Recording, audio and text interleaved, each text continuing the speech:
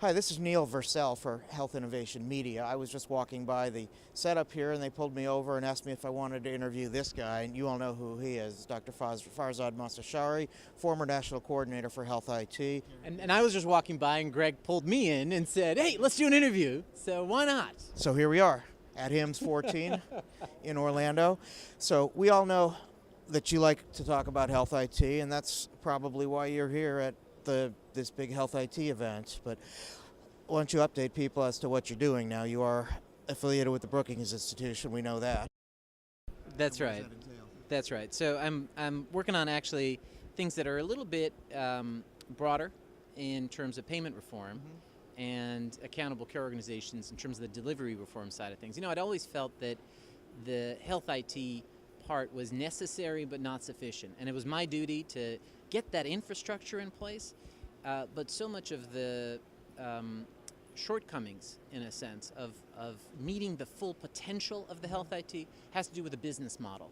If there's no business model to improve quality, to coordinate care, to engage patients, then all the technology isn't gonna make it happen automatically. And you've said that all along, as have your predecessors at ONC, and I imagine when we hear from your successor on Thursday morning, she'll be saying something similar. So it's necessary, but it's not sufficient. And the good news is that there is a lot of change happening on the payment side, and I hope to be at the Engleberg helping to continue to push in the direction of getting healthcare that we all deserve, and you know, getting what we pay for, and paying for what we actually want to get, not what we're getting today. So advocating for continued payment reform. Absolutely. So payment reform, it's everything from, you know, the SGR fix, and using that as a mechanism to push alternative payment models.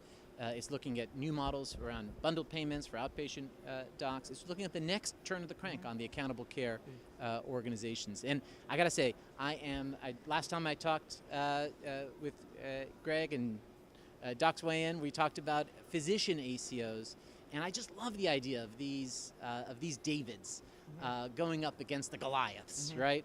And having the right incentives and maybe getting some of the tools and the capital they need to really take this on. Yeah, well, that's a lot of what you did in New York, is to help the Davids fight with the Goliaths, right? That's right. So, that's right. Yeah. So about the SGR fix, it's interesting in that the proposal that's out there right now would sort of roll meaningful use into that. Yeah. What do you think about that?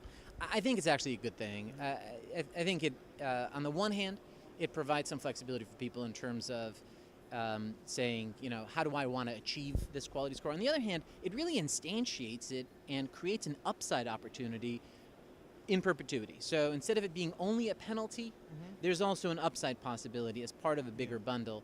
But more importantly, it says that you can keep fiddling around with these like compliance type programs, like did you report this, did you do this, or you can move to what really matters, which is taking some accountability for total cost and total quality and patient experience. And that's where we really need to go. So it's saying, you know, Francois Debrant wrote, you know, this quality thing is going to be great because it's going to be so complicated, everyone's going to move towards alternative payment models. There you go, yeah. Right? Okay. To which one of my friends said, well, we'll see how complicated we can make the APMs. Well, So one of the things that's been really neat talking to accountable care organizations is them saying, you know what?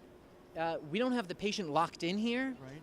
Like, we would love to have, you know, a closed network, so everyone has to go to our clinics and our doctors, but the patient can go anywhere they want. Yeah. How are we supposed to, you know, manage the patient's care if they can go wherever they want? And it's like, you know what? It's like every other industry where you have to earn your customers' loyalty, right? And isn't that a wonderful thing? Yeah.